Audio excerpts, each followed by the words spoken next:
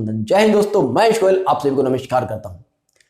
लोकसभा चुनाव 2019 की डेट बहुत जल्दी आप सबके सामने आने वाली है। जैसा मैंने आज सुबह न्यूज़पेपर में पढ़ा था, 6 या 8 मार्च को इलेक्शन कमीशन चुनाव आयोग 2019 लोकसभा चुनाव की डेट घोषित करने वाला है, कर सकता है।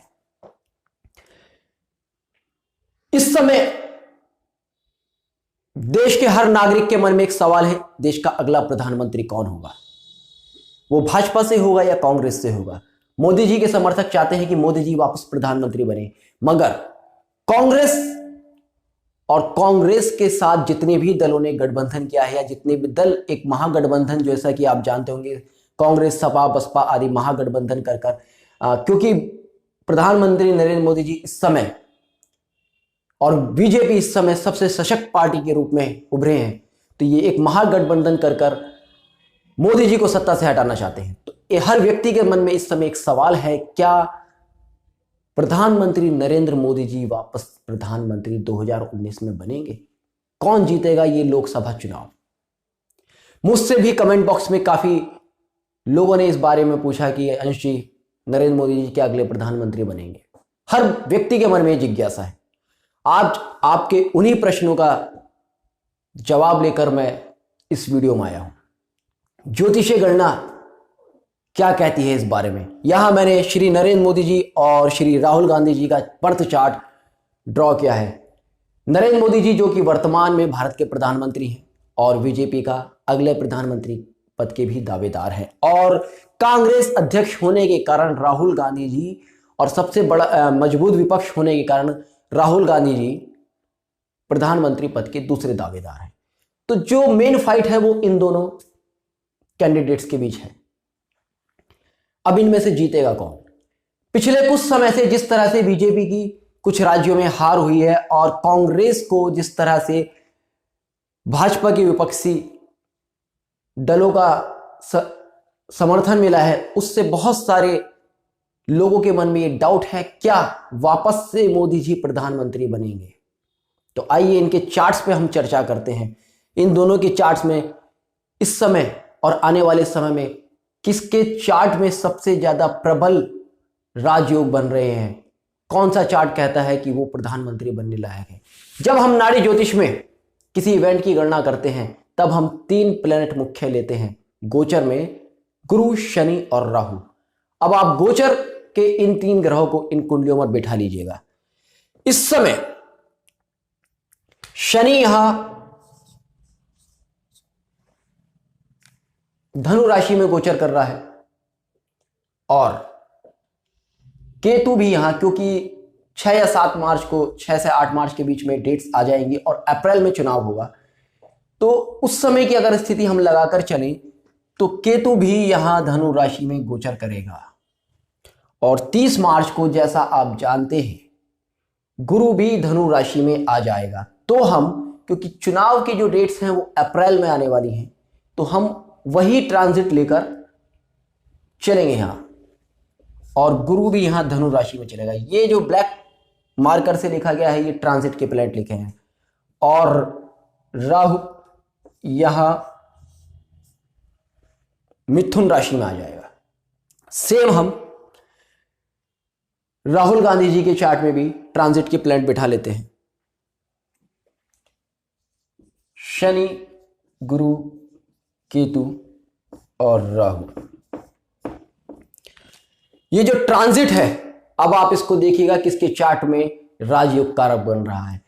सबसे पहले मैं आपको बताऊंगा नरेंद्र मोदी जी के चार्ट से अभी तक का उनका समय क्यों खराब था और क्यों आने वाला समय उनका बेटर हो सकता है या खराब हो सकता है। आप देखिएगा,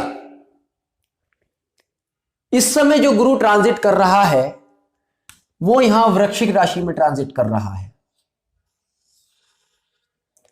और राहु का जो ट्रांजिट है वो यहां कर्क राशि में है। 7 मार्च को राहु यहां मिथुन राशि में आ जाएगा, मगर फिलहाल का जो ट्रांजिट है, जो इस समय की परिस्थितियां है, वो यहां राहु जो है कर्क राशि में है और गुरु यहां वृश्चिक राशि में। अब आप देखिएगा, यहां जो कॉम्बिनेशन बन रहा है, जो ट्रांजिट गुरु और ट्रांजिट राहु का जो कॉम्बिनेशन बन रहा है, वो मंगल,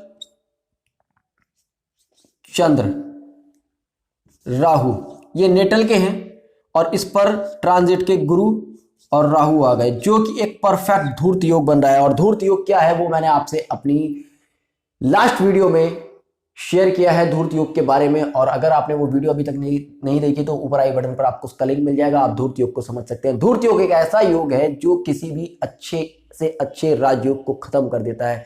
जब भी कोई प्लेनेट धूर्त योग में फंसता है तब नेटिव अर्श से फर्श पर आने की संभावना होती है, जैसा कि अभी हुआ। बीजेपी बहुत अच्छा वर्क कर रही है, मोदी जी बहुत अच्छा वर्क कर रही है, उसके बाद भी कई राज्यों में बीजेपी की जो हार हुई है, जो मोदी जी को काफी कुछ नेगेटिव कमेंट्स सुनने को मिले हैं, वो इस धूर्त योग की वजह से था। यहां धूर्त योग बन रहा था गुरु मंगल और राहु। यहां नेटल का जो धूर्त योग है उसमें ट्रांजिट का गुरु फंसा और ट्रांजिट का राहु भी इस योग को बहुत ज्यादा इफेक्टिव कर रहा था, जिस वजह से यहां बीजेपी बहुत ज्यादा प्रेशर में थी। मगर जैसे ही ये ट्रांजिट चेंज होगा, यानी कि 7 मार्च के बाद जैसे ही राहु यहां मिथुन राशि में आएगा, ये धूर्त योग खत्म हो जाएगा। जो मंगल और चंद्र पर राहु का प्रभाव था वो खत्म हो जाएगा। और जैसे ही 30 मार्च को गुरु यहां धनु राशि में आएगा, वो धनु राशि में आकर मंगल चंद्र और राहु के नेटल प्रभाव से मुक्त हो जाएगा, यानी कि ट्रांजिट और नेटल दोनों के ही धूर्त योग समाप्त हो जाएंगे। अब आप एक मेन फैक्टर देखिएगा इस चार्ट में, यहां पर गुरु और शनि की यहां युति है। नेटल का जो गुरु है वो यहां कुंभ राशि में बैठा है और ट्रांजिट का शनि धनु राशि में बैठा है, यानी कि यहां गुरु और शनि आपस में परिवर्तन कर रहे हैं। यानी कि जो नेटल का गुरु है वो परिवर्तन से धनु राशि में आ रहा है। ये कुछ की पॉइंट्स हैं जो इस समय नरेंद्र मोदी जी की कुंडली में अप्लाई हो रहे हैं। सेम मैं राहुल गांधी जी की कुंडली में भी देखता हूं, उसके बाद हम एनालाइज करेंगे कि किसकी कुंडली में ज्यादा स्ट्रांगली राजयोग बन रहा है। सेम आप देखिएगा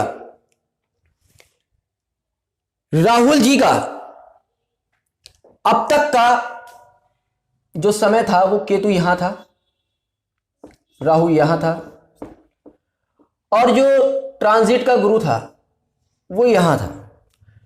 आप देखेंगे ट्रांजिट का जो गुरु है वो शुक्र और राहु के संबंध में था। शुक्र जो वैभव का कारक है और राहु के साथ मिलकर नागमणि योग बनाता है, ये मैंने आपसे पहले भी अपनी लास्ट वीडियोस में शेयर किया है, वो आप देख सकते हैं। और जो शनि है वो यहां धनु राशि में बैठकर मंगल और सूर्य को देख रहा था, जो राज योग कारक है। और इस समय में राहुल गांधी जी को काफी सफलताएं मिली। मगर जैसे ही अब ट्रांजिट चेंज होता है, आप देखिएगा ट्रांजिट चेंज होते ही जो ट्रांजिट का राहु है वो यहां सूर्य और मंगल पर आ गया और गुरु यहां आ गया धनु राशि में। सूर्य और मंगल पर राहु आने का मतलब है कि सूर्य जो राज्य का कारक है और मंगल जो एडमिनिस्ट्रेशन का कारक है, जो पावर का कारक है, दोनों ही यहां पीड़ित हो जाते हैं।